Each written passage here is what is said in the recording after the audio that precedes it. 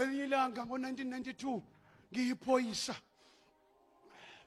ngathi Thixo ngicela before ngiyobeka intende mighty God, mighty Jesus, ngathi ngicela ukuyofuna wena for 14 days hamba nomunye umfundisi wethu unala. Ngathi Thixo angifuni amandla kaMoya Ingcwele. Angifuni amandla kaMoya Ingcwele.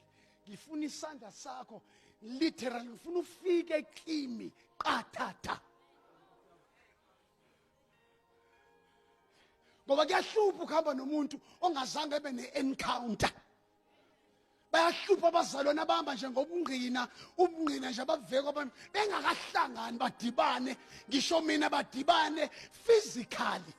Bambalwa abantu abadibene noThixo physically. Ngake ngiresign emaphoyiseni kuba sidibananga physically. Yingakho noma izintonga zomtsholi zingibetha ngiyanyamezela ngoba ngadibana naye. Bathi Thixo ngifuna mangigqiba le 14 days wena ubusufikile kimi. Angifuni amandla kaMoya Ingcwele. Hayi.